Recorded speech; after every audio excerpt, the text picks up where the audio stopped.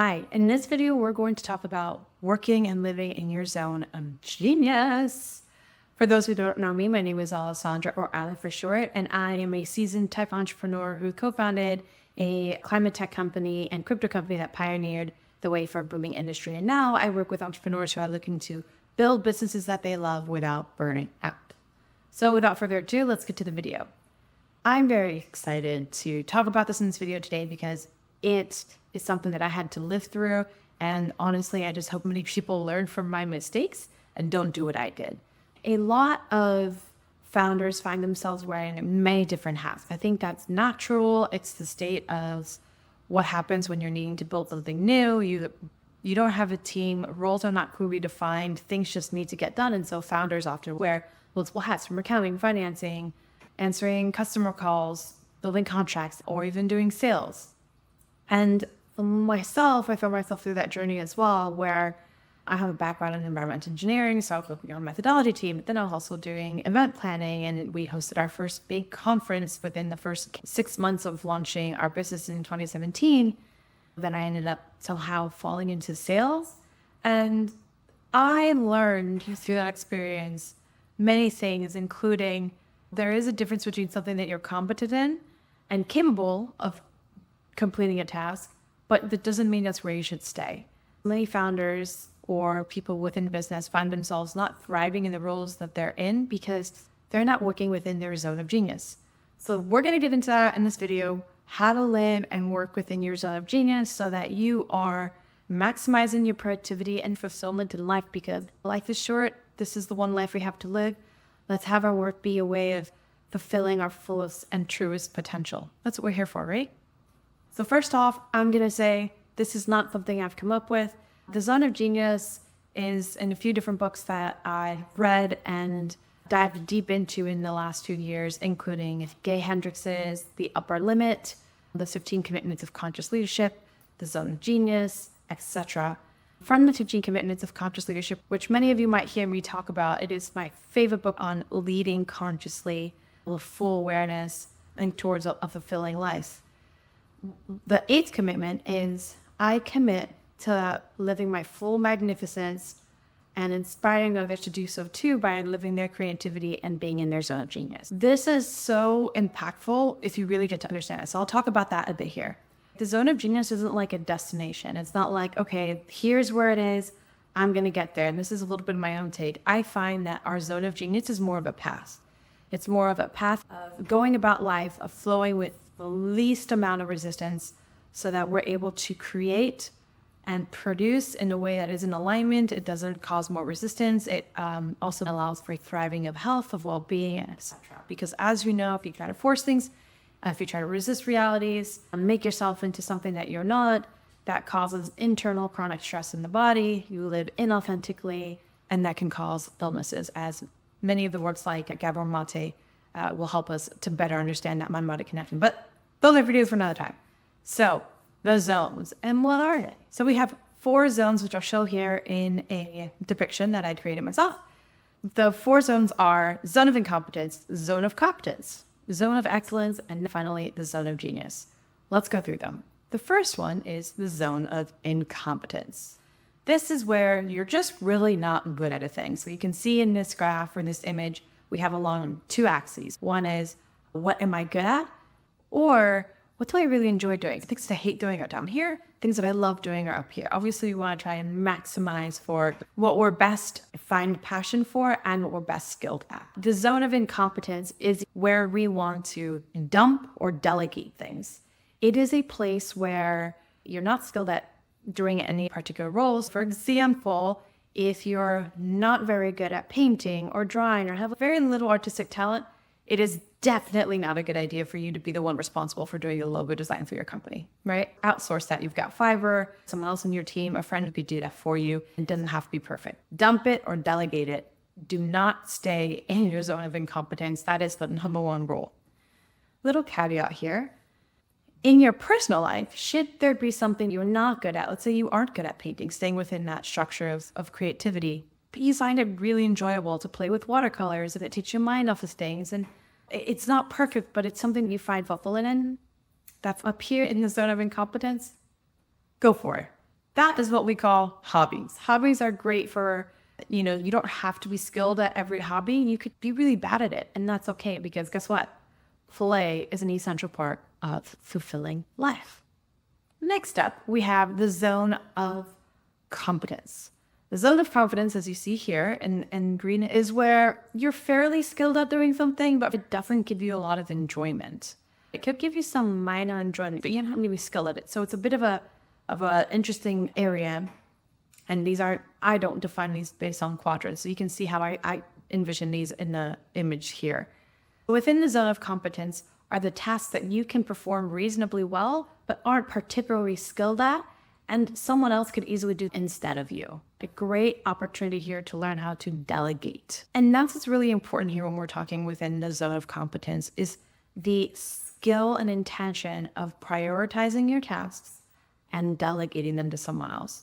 You should not be doing things that you're not particularly skilled at that someone else on your team could do, or someone else, you could outsource that, right? Hire someone either fractional or full-time depending on your need.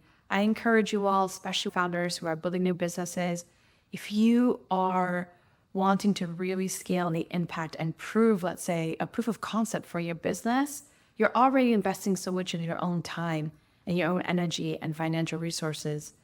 You want to fail quicker. We all know this. So do that by allowing yourself to put the time into the places where you can get the most done, which is not within the zone of competence. It's not within your zone of incompetence either. So delegate those tasks to other people. Take some of your resources, dedicate some of your resources, and delegate tasks that you are not particularly skilled at doing nor enjoy doing, because you as a founder are incredible. You are innovating. You are navigating unknown territories, and you're trying to prove something new is going to be impactful. Stick within these next two zones. Next is your zone of excellence.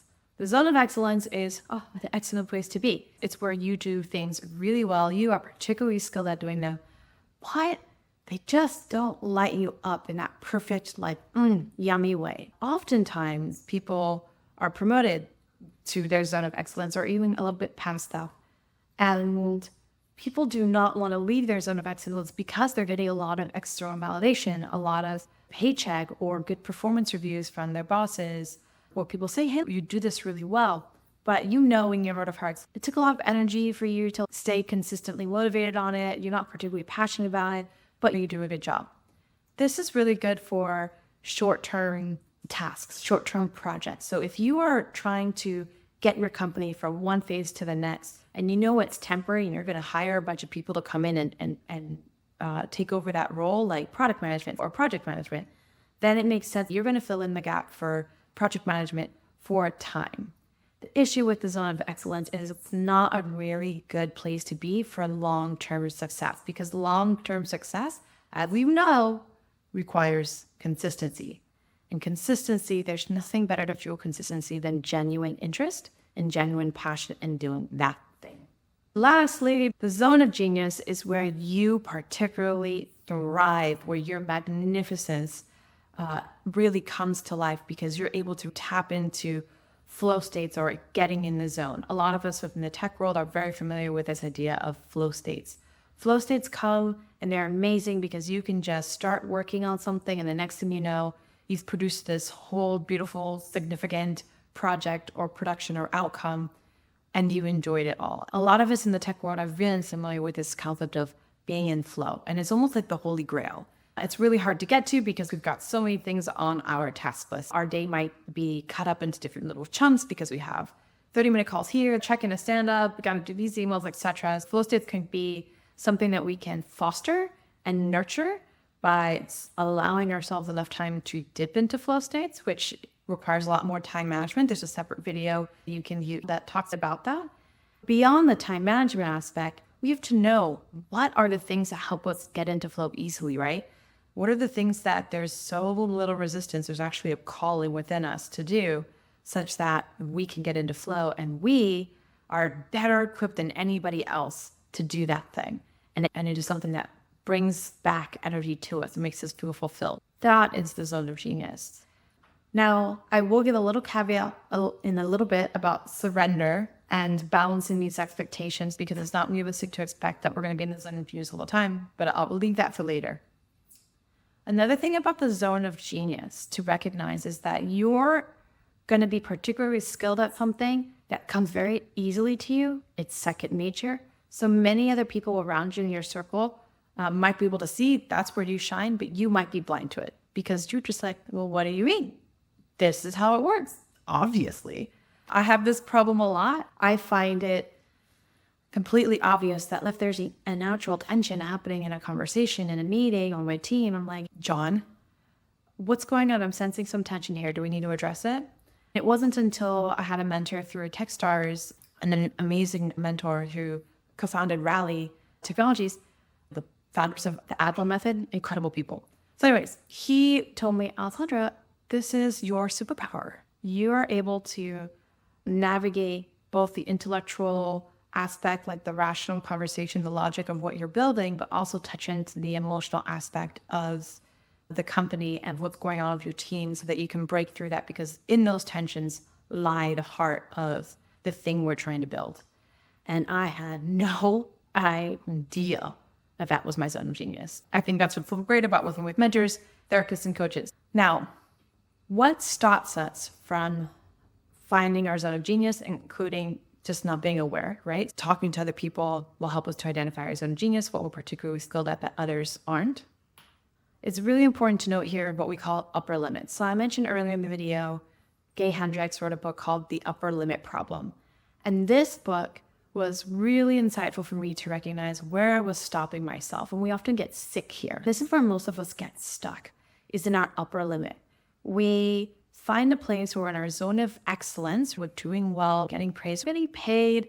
There's a lot of external validation, but we think, hey, you know what? This is good enough. I should just be comfortable here. And it can feel really scary to reach for the stars and say, well, I want more. Because a lot of us have accumulated different beliefs throughout our life that have kept us safe, that has helped us navigate situations in our lives. So now I really want to talk about addressing self-limiting beliefs. Self-limiting beliefs can come from any time in your past. You could be enforcing some of them now, creating some of them now. But the problem is that the beliefs that we had at 5 years old, 10 years old, 15, 20, they do not all apply to our current situation. Our needs as a toddler at 5 years old were very, very different. Our capabilities to take care of ourselves, very different than what we are now. And so this is where working with a therapist or a coach can be really illuminating to highlight what are our self-imposed limitations, our beliefs. Do we believe that having a lot of success and money is going to ostracize us from our family and we will no longer belong to our core communities? Do we believe that it's evil to be super rich or to have a lot of financial success? Do we believe that financial success has to come from grit, suffering, and angst? Those are all beliefs and none of them are true. So we need to check ourselves and uncover what these beliefs are so that we can just say, take an assessment, discover a belief and say, is this belief useful to me? Most of the times you'll find that it's not. Sometimes they are. And if they are, you keep them. If they're not helpful, if they're not useful to you, lovingly let them go. And there are different practices we can do to address that, which I will do in a different video. So now we've talked about all the different zones of incompetence, competence, excellence, genius, some of the reasons why we want to get there or why we won't allow ourselves into the zone of genius, the things that are stopping us, what to do about it. I'm going to finalize this video by saying something really important here. Given all that I've shared and given our desire to live in the zone of genius where we're really shining and providing beauty to the world, it is not to say that only do the things that make you happy. I think there's a huge danger around doing things that are only for our pleasure. So for anybody who doesn't know, I'm a deeply spiritual person. This is why I love doing these videos, writing my content, sharing with folks, and working with my clients, tying together the spiritual with the professional. And I think there's a really fun nexus there, an overlap. What I want to say here is within the path of enlightenment, through many teachings like Buddha, the Tao Te Ching, or Taoism, Michael Singer, Eckhart Tolle, so many teachers and philosophies that help us understand what does enlightenment look like, and should we all strive for that? I believe we should be striving for enlightenment. There's a key here. You are not the victim of your external circumstances, and there's so much within this present moment to be loved and cherished.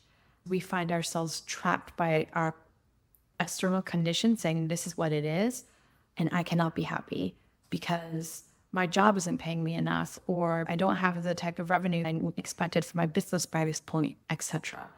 In another video, I talk about plans meaning nothing, but planning is everything. That's kind of the point, right? So you have to enjoy the process of this unfolding. Surrender to what is. Appreciate where you are now, because there's no way of getting where you want to go that doesn't include the present moment. The only thing that is available to you is right now in this moment. And if you're trying to build something creative, if you're trying to break free and unlock new energy and potentials for yourself, for your team, for your family, it has to come from a new place, a place of empowerment. And that comes from letting go of resistance to what is now, fully surrendering to the present moment, and being glad for it today. So that being said, I'm still figuring out this balance. How do I achieve my zone of genius, but balance that with, okay, Michael Singer, I love his work. He says, we expect everything to hit all our right stuff so that we feel good. But then something in our reality might shift, and all of a sudden those same conditions make us happy. For example, he said in a recent lecture, you come home and you have a new place and you paint your living room. I mean, you don't like the color, it came out odd, and you really are upset about it, and you're all disgruntled, and then you bring a lady home and she thinks, oh my God, what a beautiful color, this is amazing, it reminds me of my childhood home, I feel so light, oh my gosh, did you do this just for me? And because I said that I love that color, whatever it might be. Now your reaction, assuming you're in relationship with this woman and now very happy that she's happy, your reaction might change. And it's not actually the color that made you upset, it was the way it hit your stuff, Michael Singer says. If this isn't making any sense, it would if you follow his work. I highly recommend reading The Untethered Soul by Michael Singer. It's a fantastic book, as well as The Power of Now by Eckhart Tolle.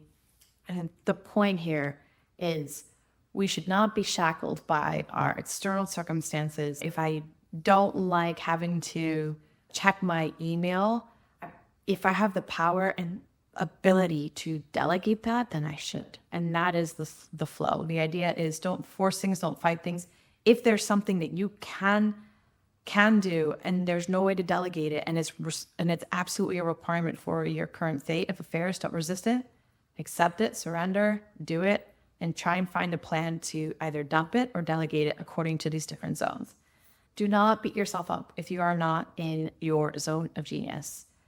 All of this is to give you awareness of where you are. And these might be different states, and you might not be living or working fully within incompetence or competence or excellence or genius at any time. You might have a few things, and that's okay.